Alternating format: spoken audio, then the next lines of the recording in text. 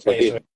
eso es. Encantado, encantado, Xavier, de poder compartir contigo este ratito. Ya va uniéndose gente a la conversación de hoy. Hoy es la primera.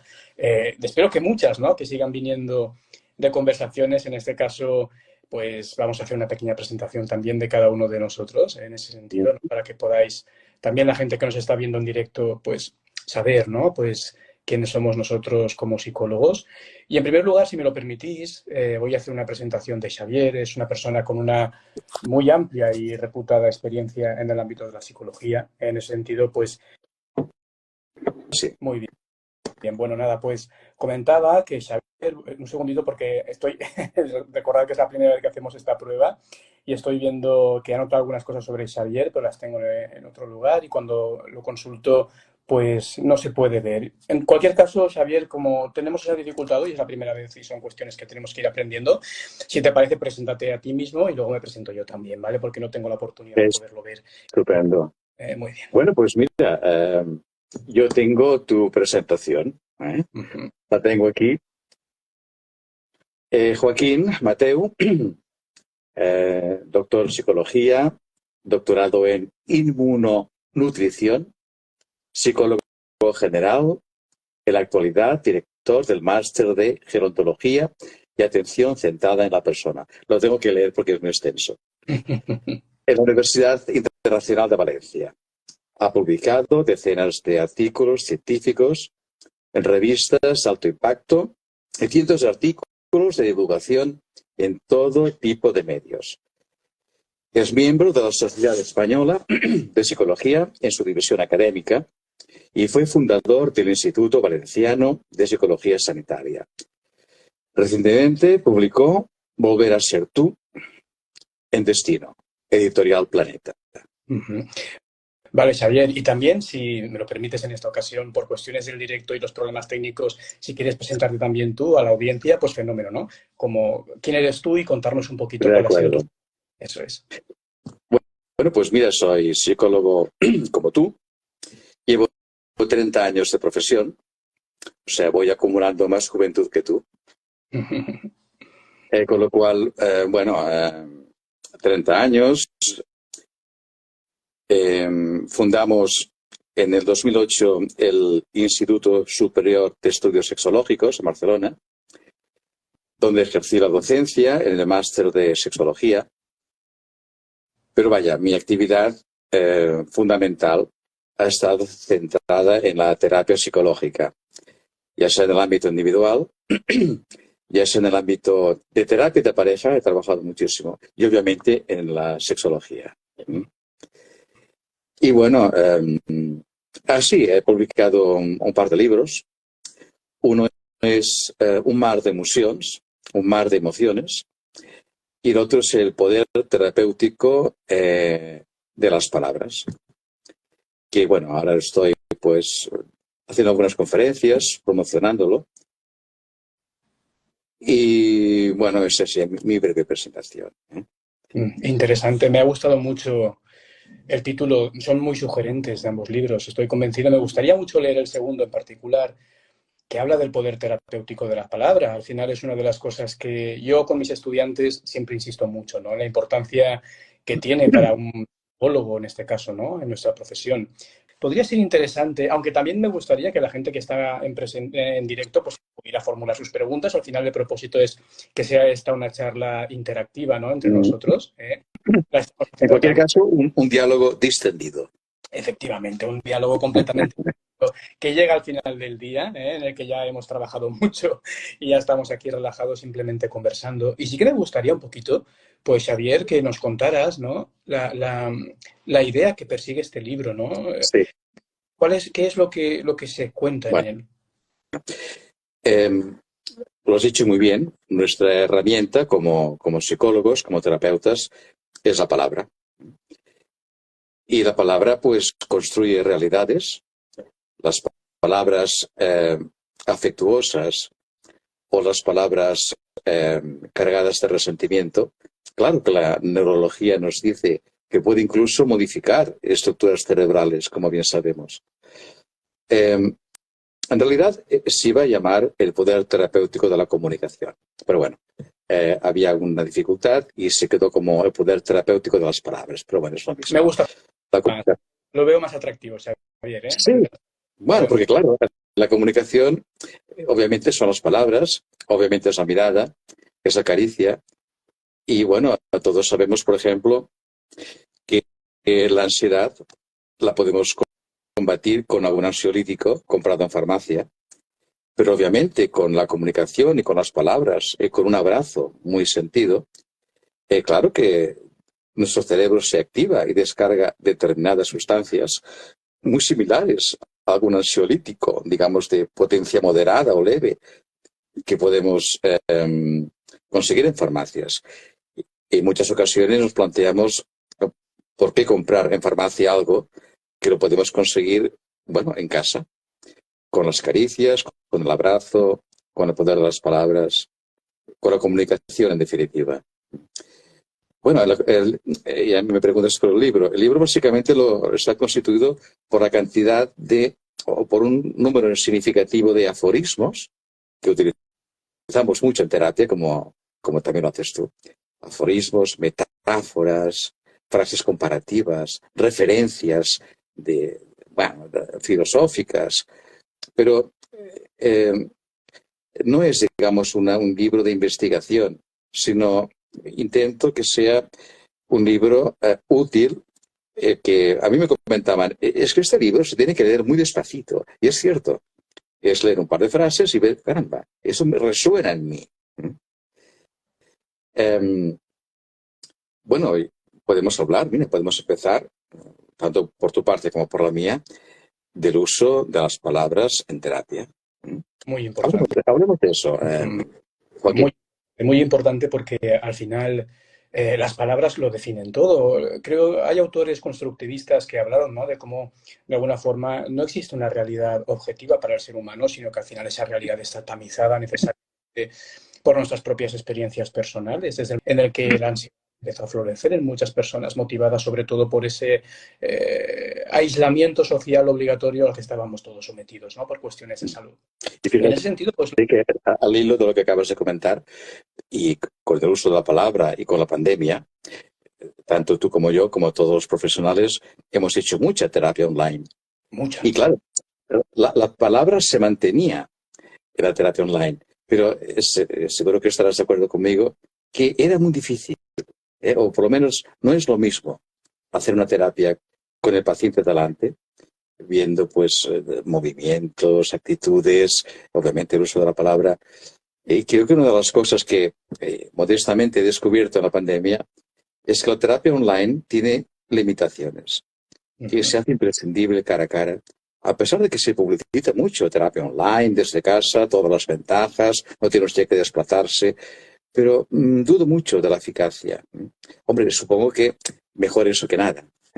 Sí, bueno, hay algunas evidencias, cada día es más creciente, ¿no? El uso de terapias online. De hecho, nosotros hace no mucho tiempo sí que publicamos un pequeño artículo de protocolo de una intervención online, pero todavía no ha sido puesta en marcha, ¿no? Entonces necesitamos todavía saber cómo funcionará. Será interesante hablar de ello, ¿no?, cuando el momento llegue, y poderla comparar con las eficacias que conocemos de esas modalidades analógicas, ¿no?, por decirlo así, ¿no? Porque ciertamente la terapia online no tiene el recorrido suficiente para haber hecho estudios comparativos. Efectivamente. Sí es verdad que, bueno, a medida que se va haciendo más importante Internet y también que existe una mayor conciencia social sobre la importancia de la psicoterapia, pues confluyen ambas cuestiones y eso provoca, ¿no?, de alguna manera también esa emergente o ese efervescente crecimiento de oferta en cuanto a la terapia online, pero eclécticos hay otros que prefieren, ¿no?, pues adherirse a los preceptos de las escuelas particulares de la psicología.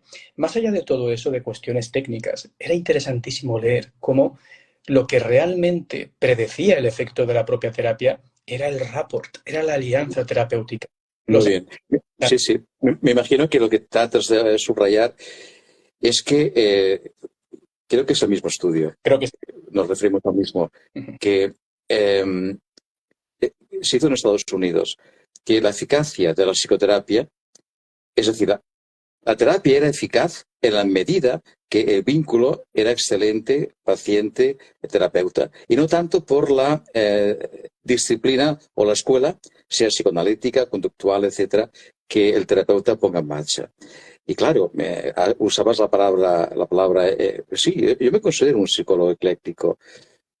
Porque claro, es que no podemos ser de otra manera.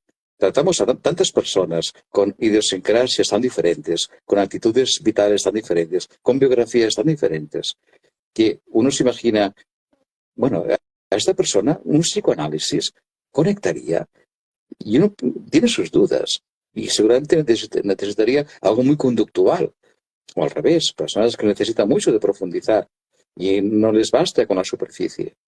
Y claro, esta capacidad de individualizar, de tener muy claro quién tenemos delante, conocerlo y qué abordaje necesita. Creo que alguien dijo que etiquetas ni para la ropa, ¿no? Es decir, yo soy conductista. No, yo soy más bien analítico. Pues tendemos, quizá actualmente se tiende más al eclecticismo. Muy bien. Y También el el eclecticismo muchas veces, ¿no? Por suponer lo que a veces el exceso de muchas cosas es como la carencia de otras, ¿no? O sea, que a veces se hace sin un criterio muy claro y eso acaba perjudicando. Yo creo que al final es algo que depende, por ejemplo, en tu caso concreto, Xavier, que eres un psicólogo con una experiencia muy dilatada. Cuando eso sucede, ¿no? Y uno ya ha podido pues ver a muchas personas a lo largo de los años, sí que acaba comprendiendo un poco más ese valor de lo ecléctico, ¿no? Un paciente, ¿no? Sí. Fijaos. Y esto me recuerda al principio de trabajar, las primeras visitas, las primerísimas.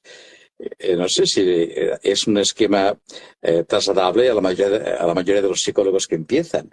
Pues uno iba allí con una especie de listado de preguntas posibles, de esquemas hechos, a ver, el tema de la línea de la vida, el tema de la biografía, etcétera. Y bueno, vas descubriendo con el paso de la experiencia, bueno, que eso sabes que vamos a quitarlo de medio porque no sirve. Lo has dicho muy bien, cada persona es un universo. Cada familia es un universo. Cada pareja no se puede tratar de la misma manera.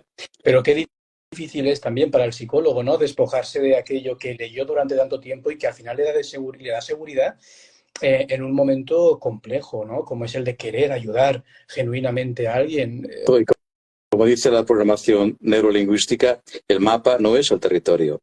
Puedes tener un mapa de carreteras magnífico, puedes saber muy bien cómo abordar a esta persona porque padece un trastorno obsesivo, lo que sea, pero el mapa no es el territorio. Cada trastorno obsesivo, cada depresión o cada lo que sea, es peculiar, es diferente. Incluso te diría más, un individuo que ha tenido, digamos, dos procesos depresivos durante su vida, espaciados en el tiempo, muchas veces son dos depresiones diferentes. Es decir, la complejidad del cerebro es extraordinaria. Realmente, cuanto más años llevas, más tomas conciencia de que es una profesión muy difícil. Eso lo dirán todos los profesionales en cualquier ámbito. Cuanto más conozco de, menos sé de. La curva de Dunning-Kruger, ¿no? Que es tan conocida, ¿no? No sé si los oyentes no saben qué es esto exactamente de la curva de Dunning-Kruger, pues procede de un estudio, ¿no? En el que se mostró de alguna forma que aquellos profesionales que creían tener un mayor conocimiento y pericia sobre su disciplina eran, casualmente, los que posteriormente peores resultados obtenían. Eso sí, y además, digamos que el médico, el médico es el medicamento si comunica bien. El psicólogo es la palabra si comunica bien. El padre es autoridad si comunica bien. El padre o la madre, obviamente.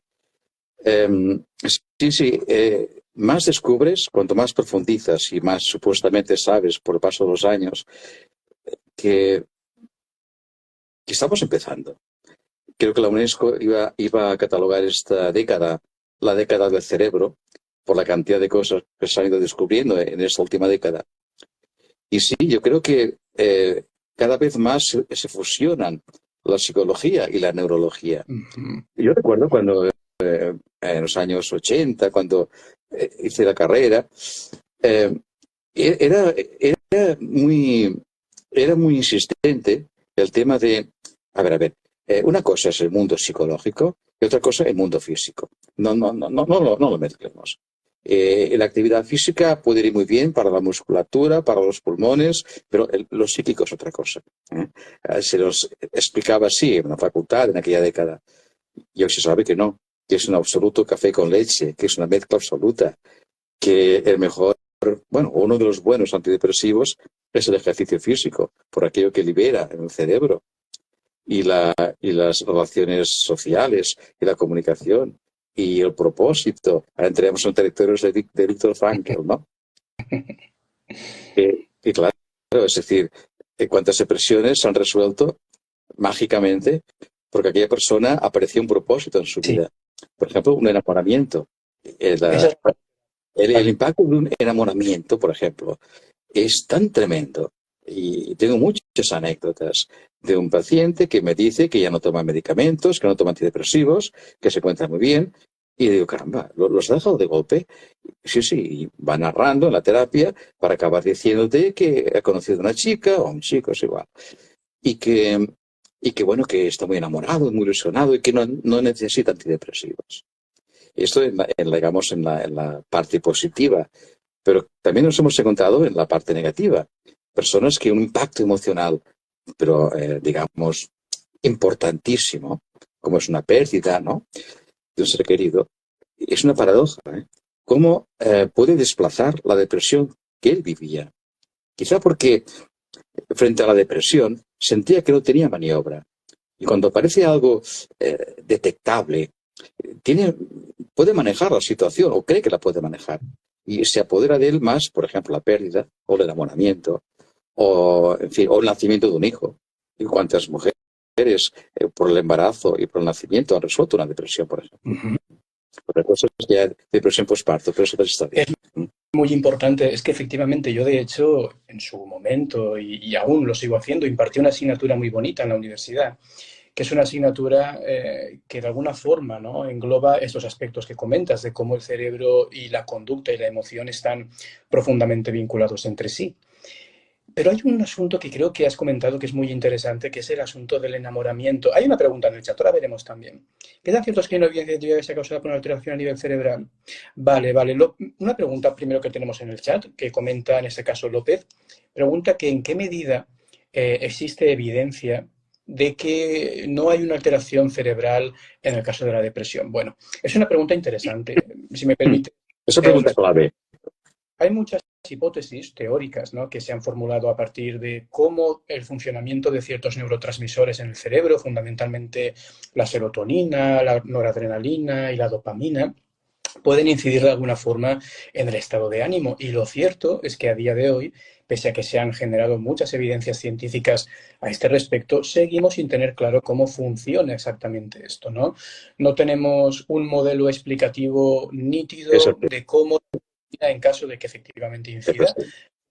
pero sí que tenemos esas pruebas típicas, ¿no?, de cómo un inhibidor selectivo de la recaptación de serotonina, un ISRS por su nombre más conocido, puede efectivamente incidir a partir de los 30, 40 días, 20, 30, Sí, 40 sí, días sí, sí. en los estados emocionales de las personas, que por cierto, decir que los ISRS pueden tener algunos efectos secundarios en la esfera de la sexualidad también. Que aquí tenemos un gran especialista en sexualidad. En ese sentido, bueno, ocurre, ¿no? Pero la evidencia científica apunta más, sobre todo, López, a que la etiología, el origen de la depresión podría radicar sobre todo en aspectos de carácter contextual. Y los aspectos biológicos podrían incidir de alguna forma o mediar de una manera todavía hoy desconocida. Sí. Lo veo como tú, pero yo añadiría que cuantas más terapias haces y más profundizas en el tema de la psicoterapia y de incidir en el tema biográfico en la persona, en el trauma, como explicación de una depresión, uno descubre el poder que tiene la genética. Sobre todo está muy demostrado en la depresión bipolar. Cuando tratamos a un paciente con la depresión bipolar, siempre nos explica que su madre o su abuela o su abuelo padecía. En la bipolar no hay duda. En la depresión, digamos, unipolar o endógena o reactiva, es lo que tú dices, no existe aún un modelo explicativo. Ciertamente la serotonina está muy implicada, pero hay más estructuras del cerebro implicadas que aún no se ha encontrado la respuesta. Obviamente, la teoría en relación a los inhibidores selectivos que señalas es que digamos que cuando hay una depresión todo se vuelve lento. Todo se lentece, incluso el tránsito de los neurotransmisores. Y entonces, ¿qué pasa? Y es muy gráfico, ¿eh? No es exactamente así de científico, pero a veces lo explico así a los pacientes, porque se sitúan muy bien. Porque a veces la información es poder. Y volviendo al tema de las palabras, una persona bien informada ya está en un proceso terapéutico, ya empieza a encontrarse bien, porque entiendo lo que me pasa. Le explico esto de la lentitud de los procesos bioquímicos en el cerebro cuando hay una depresión. Como sabes muy bien, en el botón sináptico, la serotonina, digamos, va tan floja, tan lenta, que vuelve para atrás y no da el salto al siguiente botón sináptico. Y lo que hace el inhibidor selectivo, explicado de una forma muy gráfica, es poner una especie de pantalla. ¿Eh?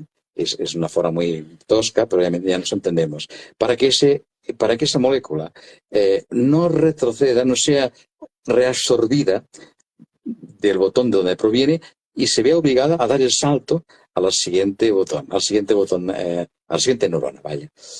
Es mucho más complicado. Pero el esquema sería ese. Y cuando los pacientes van entendiendo, caramba, entonces resulta que lo que yo tomo no es exactamente una droga que tenga efectos terribles, no. Es solamente una especie de pantalla, de protector, para que los neurotransmisores sigan el recorrido que tienen que seguir. Lo que usted va a tomar va a normalizar su bioquímica cerebral, no va a añadir cosas raras. Muy interesante porque a veces se demoniza mucho el tratamiento farmacológico, ¿no? Exacto. Que al final esto es lo que genera esos efectos, digamos, eutímicos como de mejora del estado de ánimo en esos meses posteriores a empezar. Pero es la gran paradoja es que muchas personas que toman inhibidores selectivos de la recaptación de la serotonina y también de la serotonina y la noradrenalina y las toman en cantidades significativas, la paradoja es que se siguen encontrando exactamente igual de depresivos. Y con lo cual parece ser que hay estructuras del cerebro implicadas más allá de la serotonina. Es un mundo apasionante. Hace 4 días prácticamente se descubre que la gran cantidad de serotonina, ¿dónde se genera? En el intestino. Sí, justo eso estoy en mi segunda tesis doctoral. Magnífico. Magnífico, pues tenías que explicarlo tú. Con lo cual, claro, esto es tan reciente, imagínate, lo estás investigando porque es muy reciente. Sí. Y claro, nos dicen esto hace, qué sé yo, 5 o 10 años, que la serotonina se genera en el intestino, en las tonterías. Todo está en el cerebro. Y no es así. De hecho, por ese motivo, entre otras cuestiones, se trata al intestino como el segundo cerebro. Sí. También el motivo por el cual muchos de los efectos secundarios de los inhibidores de la recaptación de serotonina son de carácter digestivo. Eso sí. Por esa cuestión, ¿no? A veces estos efectos secundarios, fíjate, la paradoja es que son a veces utilizados desde el tema digestivo, la clomipramina, que es un tricíclico, también es la serotonina, pero es tricíclico. ¿Cuántas personas cuando tienen el colon irritable o problemas porque con gran facilidad tienen que ir al lavabo con descomposición, porque suele ser de origen psicológico o emocional, como un fármaco de estos puede resolver un tema intestinal? Entonces, lo que te iba a comentar es que el fármaco es un aliado del psicólogo, no una cosa, un reto a evitar, ¿no? Y me refiero a que una persona con depresión, con trastorno de ansiedad, con lo que sea, si está bien medicada y bien tratada, es cuando la terapia psicológica es más eficaz y podemos profundizar mucho más en lo que le pasa. Si no, claro, el paciente te hablará solamente de qué mal ha pasado la semana, qué mal duerme, y no nos permitimos sumergirnos en lo más profundo de los porqués se encuentra mal. Muy bien, claro, totalmente de acuerdo contigo, totalmente de acuerdo contigo. Y al final yo creo que también puede poner a la persona que lo necesita en una mejor disposición para aprender otros procedimientos técnicos. ¿No? Está más abierto, más despierto. Y me parece súper importante porque al final, primero, hay literatura científica muy, muy numerosa de cómo de alguna manera la terapia combinada mixta es la mejor opción, la que tiene mejores efectos. Esto es así. Pero también, sí, dime.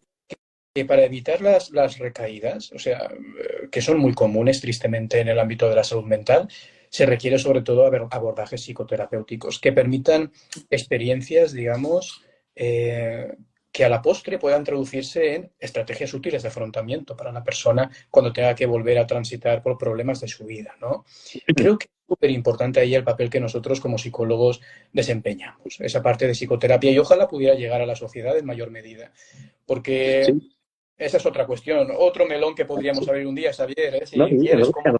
en relación a lo que acabas de comentar, y yo hago siempre, a veces recurro a esquemas muy toscos, muy básicos, pero es que llegan con mucha facilidad. Es decir, viene un paciente pues con una depresión o la lleva arrastrando, etcétera, hace tiempo. Y siempre digo lo mismo. Usted necesita dos muletas para poder avanzar y para poder caminar. Si solamente se apoya en una muleta, por ejemplo, el psicofármaco, usted anirà de tort, que decimos en Cataluña, irá torcido, inclinado, ¿eh? Igual que si solamente hace psicoterapia, si es un tema complejo, irá torcido, ¿eh? Pero si se pone usted las dos muletas, una la psicoterapia y el otro el psicofármaco, caminará usted recto, irá avanzando cada vez con mayor seguridad y lo más importante, verá cómo va prescindiendo de las dos muletas. Porque si no, es que no. A veces tenemos que ser honestos. No podemos tener pacientes indefinidamente con terapia y decirle, hacer un escrito al médico de cabecera sugiriéndole que ese paciente se beneficiaría mucho de un ansiolítico o de un antidepresivo. El esquema es muy básico desde mi punto de vista, aunque sea demasiado pragmático. ¿Para qué sufrir tanto si usted lo puede evitar? Personas que, bueno, y además la calidad de vida se ve tremendamente mermada. Y ahora, tú que haces muchos estudios, corre uno por ahí que, bueno, como ya llevan casi más de medio siglo de existencia, por ejemplo, Valium, diazepam, bueno, y muchos más. Se habla también de que, obviamente, esos fármacos aportan calidad de vida, es innegable. Y ahora se está viendo que también aportan cantidad de vida. Y es muy obvio, porque aquella persona que vive década tras década, eh, torturada por esa ansiedad, esa angustia, claro, quizá hubiera vivido 90 años por esta especie de corrosión vital, pues mira, vivirá 85, por decir algo. Es fantástico. Yo muchas veces lo comento, ¿no? Digo, ¿cómo cuidamos nosotros un coche nuestro, ¿no? Un vehículo que hemos comprado, es nuevo, reluciente, lo cuidamos hasta el más mínimo detalle, no queremos que se estropee, lo tratamos con un respeto reverencial, ¿no? Y en cambio el vehículo nuestro, que es nuestro cuerpo, es una máquina hecha de tendones, músculos, huesos, lo tratamos con una mucho menor cuidado, ¿no? Y al final Sí, cuestiones, por ejemplo, el estrés sostenido que una persona puede tener durante muchos, muchos, te muchos acaba años. en depresión. Acaba en depresión muchísimas veces y en trastornos de ansiedad. Digamos que es un factor predisponente muy, muy evidente, ¿no? Es como si fuera el rato en el que posteriormente puede germinar todo tipo de psicopatologías, sean estas de ansiedad o sean del estado de ánimo. Pero Y ahí tenemos esta sustancia de la que tanto se habla ahora, el cortisol y el poder corrosivo que tiene. Me ha gustado este símil que has hecho. Cuidamos el coche, tal, tal, tal. Pero yo iría incluso más allá, y a veces lo comento. Eh, Provenimos de la cultura del cuidado al cuerpo. Gimnasios, no engordar, no comer grasas, eso obviamente está muy bien.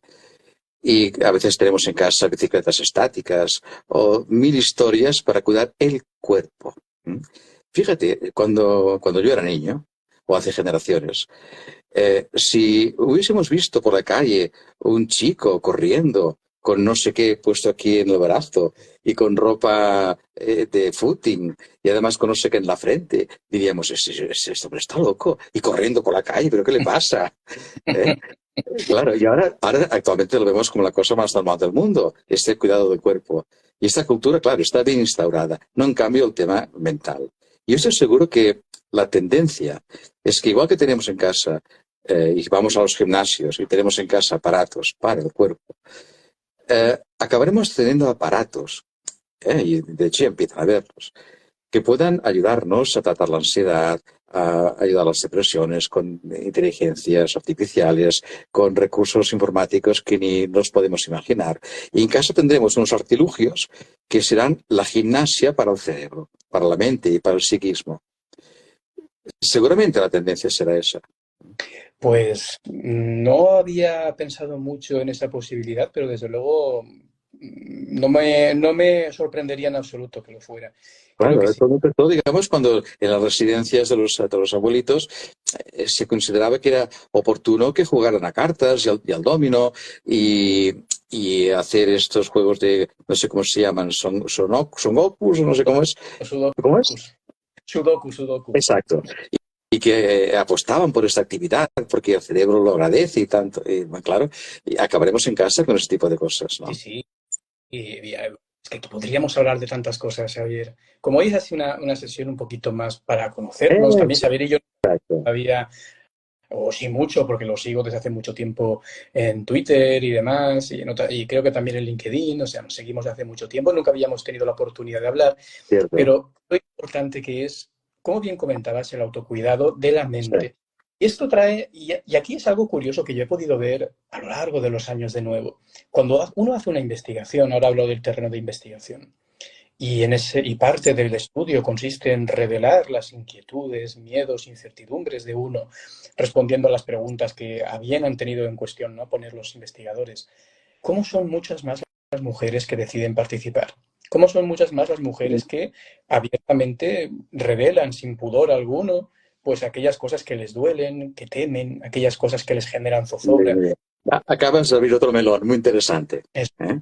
Es decir, ¿Y cómo lo la habilidad comunicativa de las mujeres, con qué facilidad establecen vínculos, eh, con qué facilidad acuden a reuniones. Es extraordinaria la capacidad comunicativa que tienen. Había un psiquiatra, no recuerdo el nombre, decía que todo el mundo, hombres y mujeres, tendríamos que tener una amiga íntima por todo el universo emocional que nos puede llegar a descubrir. Y cómo, bueno, lo que pasa es que a veces se mete por el medio la testosterona y lo estropea todo. Pero este vínculo con la feminidad, eh, porque digamos la caricatura sería, bueno, el hombre viendo la televisión, en el bar, mirando el fútbol, tal, y las mujeres en grupo hablando. Esto nos llevaría quizá a temas antropológicos, ¿no? Temas tribales, como las mujeres y los niños estaban en las tribus tan unidos, tan vinculados. Y el hombre, pues mira, iba a piñón fijo pues a cazar animales y asegurar la Yo alimentación. recuerdo un estudio de divulgación hay de divulgación de evolutiva que se hizo hace algún tiempo y tiene mucho sentido cuando uno lo observa, ¿no? También en los niños y niñas, si nos fijamos. Hay muchas veces que las niñas tienen tendencia a tener una mejor amiga, o sea, una única amiga o pocas amigas con las que desarrollan un vínculo de una enorme profundidad, de compartir inquietudes. Y en cambio, un poco el patrón de los niños es algo distinto. Es como que tienen muchos más amigos, un número mayor, pero quizá las relaciones no en todo. Obviamente hay variedad, ¿no? Pero es como la generalidad. Son relaciones algo más superficiales, quizá, que las que Eso es, desarrollan eso sí. con sus Eso compañeros. sí. Ciertamente, mira, algún día podemos hacer un Instagram, tema sexual, hombres, mujeres, porque será interminable. Y es así. Claro, por ejemplo, ya los niños lo explican muy bien. Y también en el ámbito de los adultos. Los hombres hablamos más de sexo. Ellas hablan menos. Pero los hombres hablamos de sexo desde la superficialidad y la tontería más absoluta. Ellas hablan de sexo, digamos, como cosas interesantes, válidas, constructivas. Totalmente. Sería, sería inimaginable una conversación entre hombres, al nivel de que pueden comunicarse dos, tres mujeres que tienen mucha confianza de sus dificultades, en fin. No entremos en detalles, quizá ya haya ocasión, pero es un mundo mágico también, ¿eh? Las diferencias comunicativas entre hombres y mujeres.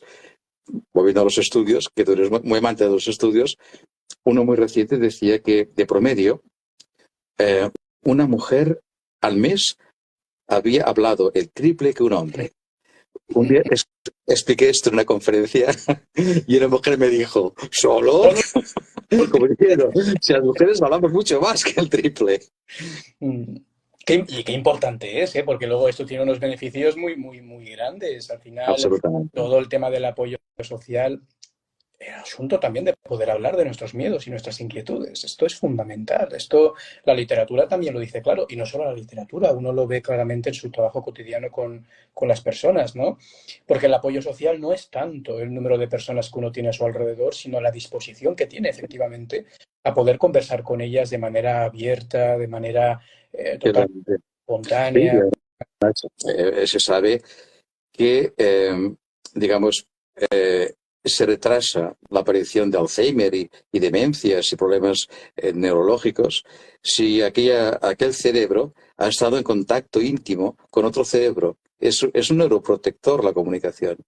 Bueno, y como lo es la caricia, creo que sabes muy bien, cuando hubo la Segunda Guerra Mundial, allá en Rusia había un hospital con plantas, con bebés o recién nacidos, y bueno, estaban bien alimentados por las enfermeras, bien cuidados, y bueno, y no habían infecciones. Dame un segundito que voy a poner a cargar el teléfono que me queda poquita batería y no quiero que se me acabe. Tranquilo, tranquilo. Disculpadme un Te comentaba, dime. No, Bueno, ya estamos aquí de de nuevo. acuerdo. Es que me preocupaba que se me apagara la No. batería. Pasa es que somos principiantes. Eso es. A la siguiente vendrá el teléfono cargado completamente. Está bien. No te comentaba que seguro que lo conoces, porque es muy famoso, toda esta referencia de niños bien atendidos, pero que fallecían, porque no eran tocados, no eran acariciados, no eran abrazados, con lo cual necesitan los bebés ser alimentados y toda la carga afectiva y amorosa y el contacto físico como neuroprotector. Eso en un extremo de la vida. Pero también en el otro extremo de la vida, aquellos viejecitos en residencias que son visitados por los hijos, las hijas, los nietos, las nietas, y que son abrazados, acariciados y invierten en comunicación y en conversaciones. Claro que tiene un efecto antidepresivo, e incluso esto no es definitivo, ¿eh? Pero algunos señalan que retrasa la demencia. Eso no es definitivo. Pero alguien lo sugiere y no me extrañaría nada. Sí, totalmente. De hecho, hay un concepto que no sé si conocerán las personas que están con nosotros hoy acompañándonos, que es el concepto de la reserva cognitiva, que es un concepto muy, muy, muy interesante, ¿no? Porque nos habla de cómo, imaginemos dos cerebros que tienen las mismas alteraciones asociadas a la edad. En general hablamos de ovillos, neurofibrilares, de placas beta-amiloides. Son pequeñas alteraciones en el cerebro que ocurren a medida que los años van pasando. No podemos hacer mucho para evitarlas. Fundamentadas en el amor, un concepto que a muchas personas les avergüenza hablar de amor, les ruboriza, como si fuera una palabra Sí, prácticamente. Cuando eso nuestras sí. discurren en esas direcciones, en ser estimulantes desde lo intelectual, desde lo afectivo. Nuestro cerebro se protege de los efectos deletéreos asociados a la edad, del efecto de ese declive cognitivo, sobre todo en dimensiones más que Cattell habló de las dimensiones fluidas. Y además, en nuestra cultura o nuestra época, lo que has dicho antes, nos cuesta el uso de determinados términos. Nadie habla, por ejemplo, nos ruborizamos si usamos la palabra, por ejemplo, ternura o cariño o dar afecto este niño necesita más amor. Nos cuesta hablar así. Totalmente. Y además, y son las palabras, creo, más importantes. No, es curioso, ¿por qué nos ruborizará esto, Sí, Xavier? sí, sí. Nos ruborizará el amor. Bueno, Utilizamos que es un concepto cursi, el sí, del amor. sí, sí, sí. Y quizá volvemos al tema bueno, quizá ellas son más dadas, ¿no?, a esa terminología. Claro, el hombre no puede renunciar a una actitud de frío, macho, insensible, tipo duro. Claro, que un hombre hable de ternura sorprendería. Eso Es un tema Pero educacional. también creo que afortunadamente están cambiando las cosas, Xavier. No sé yo cómo lo verás quizá, pero las nuevas generaciones de hoy yo creo que van dejando un poquito atrás los hombres de estas generaciones, ¿no? Aquello que nos constreñía tantísimo, ¿no? Como sexo en su conjunto, ¿no? De que la sociedad imprimía sobre nosotros la responsabilidad de ser duros, de ser fríos, de nunca exponer aquello que nos olía o que nunca, nunca, Sí, pero nunca. también habrás leído por ahí que un poco esta curva, ¿no?, de que ahora en las últimas, digamos, los jóvenes o los más jóvenes han hecho un cierto retroceso en este sentido, ¿no? Es decir, ellas quieren a los hombres clásicos y ellos quieren las mujeres sometidas. Es una tendencia juvenil, ¿no? Seguro que lo has leído por ahí. Pero vaya, yo creo que estamos muy desorientados. Hay mucha información, nos bombardean de información, pero no tenemos formación, que no es lo mismo. Y sí, Entramos en Internet y tenemos toda la información que queremos. por eso creo que es tan importante divulgar al final, ¿no? Por eso desde hace ya más de una década he dedicado mucho tiempo a divulgar, porque creo que a veces en una sociedad tan compleja como la que vivimos hay mucha información y alguna de ella quizá primero nos ajusta, ¿no? A la evidencia que Sí. tenemos, en primer lugar, y segundo puede ser incluso directamente contraproducente. De hecho, en salud mental sigue habiendo un estigma muy acusado. Yo lo sigo viendo, parece que es resistente a muchos cambios que efectivamente deberían darse. Y también tenemos el concepto de la felicidad.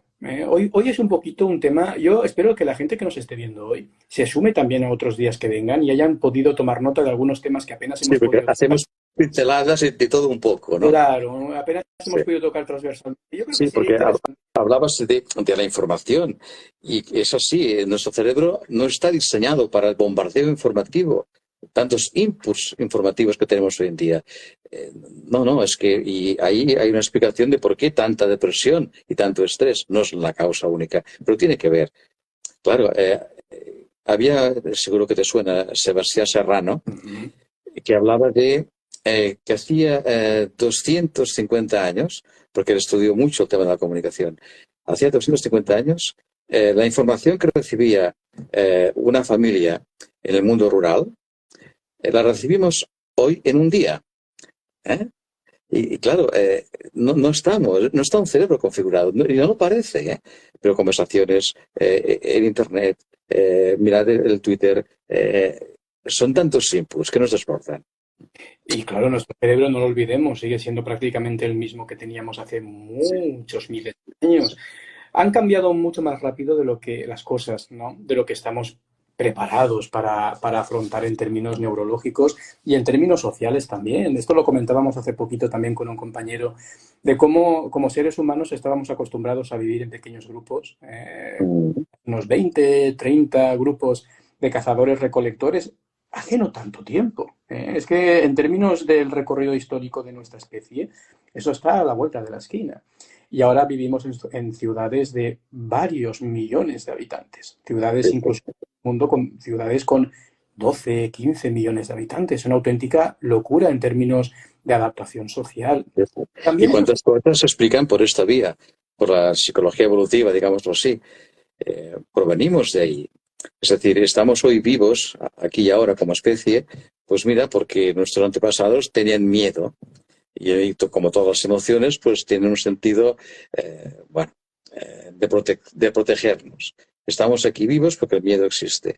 ¿Y cuántas cosas se sustentan hoy y ahora? Y, y es lo que dices, estamos mucho más cercanos al hombre, bueno, de hace 400.000 años de lo que creemos. Muy cerquita. En términos evolutivos, muy cerquita. El cerebro tarda muchísimo tiempo en hacer cambios. Por cómo caemos o nos diluimos en ese mar de individualidades, ¿no? Yo creo que un poquito por ahí también van las cosas, ¿no? En ese sentido. Cómo nos. Pero es la explicación de por qué hay más fenomenología o problemas mentales ahora que hace muchos años, el por qué es multifactorial. Y siempre habrán teorías diferentes, ¿no? Pero se habla, por ejemplo, de esto, del bombardeo informativo. Se habla de la prisa como elemento clave. Nuestros antepasados invertían mucho en la caricia, en la conversación, todo era lento. Eh, pero cuidado, porque nuestros abuelos, pues mira, la gente se suicidaba colgándose de un árbol porque no había antidepresivos. ¿Eh? Obviamente esto no explica grandes cosas, pero la depresión ha existido siempre. Había había una persona, bueno, era una persona árabe, que me sorprendió lo que dijo. Decía, los árabes no tenemos depresiones, porque, por un lado, 5 veces al día tenemos que rezar. Eso implica lo que llamamos atención plena aquí en Occidente. 5 veces al día, con lo cual tenemos que hacer flexiones. 5 veces al día conectamos la cabeza con el suelo. Y ahí me explicaba. Un tránsito energético que los occidentales no tenéis. Y por eso me explicaba. Obviamente es cuestionable, solo faltaría.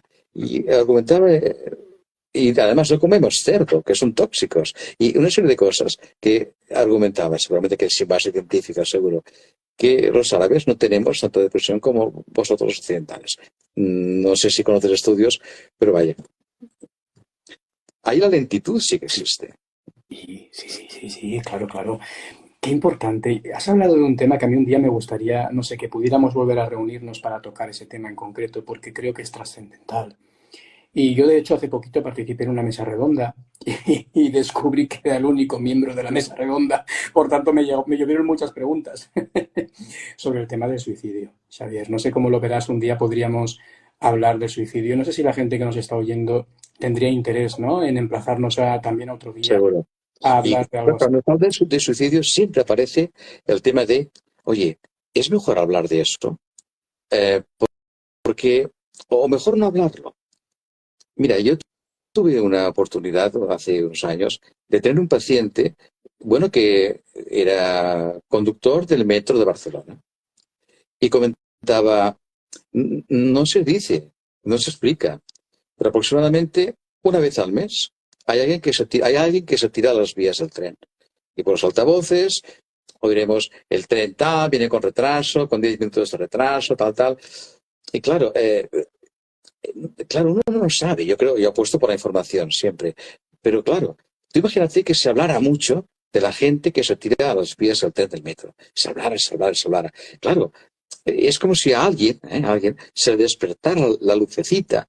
Y bueno, si lo hace tanta gente, ¿por qué no yo? Claro, es una exageración. Frente a cuanto más se hable, cuanto más se divulgue, cuanto más se explique, mejor, más informados. Yo creo que ya, Bueno, eso que te dices, son muchas pinceladas que hacemos sin profundizar, pero ya está bien. yo creo que no es tanto el cuánto se habla de este asunto como el cómo se habla de este asunto. Porque también